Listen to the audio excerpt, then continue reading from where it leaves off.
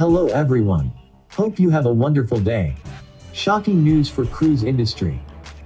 The Centers for Disease Control and Prevention has rejected a request by the cruise industry to immediately lift a no-sail order that would have allowed ships to resume business in U.S. waters by July, months ahead of a previously announced November return date.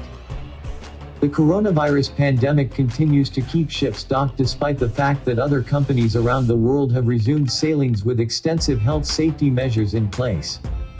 Please subscribe our channel and activate your notification bell. Thank you. So, the Cruise Lines International Association had urged the CDC to lift the order, issued in October, and allow operations to resume from U.S. ports beginning in early July, calling the government order outdated and unfair. But on Wednesday, the Atlanta-based agency issued several statements to trade industry agencies, making clear that the shutdown would remain in effect until at least November 1, 2021.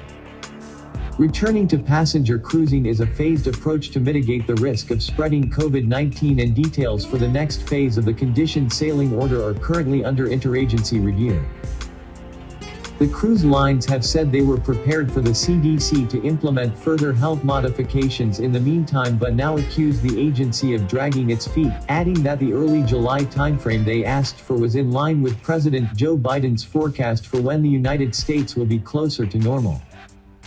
The lack of any action by the CDC has effectively banned all sailings in the largest cruise market in the world, the Cruise Line Association said in a statement Wednesday.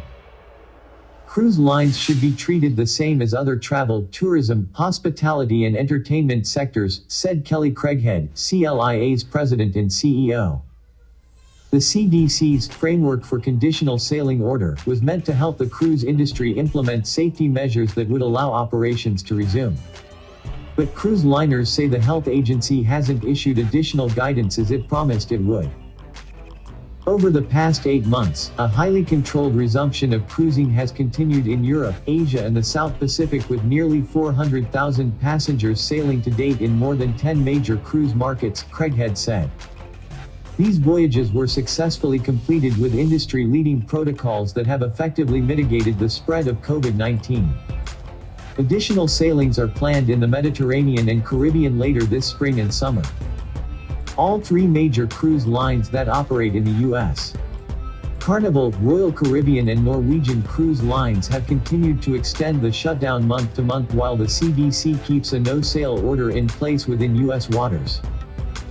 Each company had hoped for a return to the seas as soon as this month, but they were forced to delay as the coronavirus pandemic began surging again around the world late last year. In order for cruises to ultimately return to the sea, the CDC is requiring the companies to come up with their own plans to deal with COVID-19 with minimal help from federal, state and local governments. The plans must be detailed and specific, and will then be subject to review and approval by the CDC and the U.S. Coast Guard. Don't forget to subscribe our channel and activate your notification bell. Thank you for watching.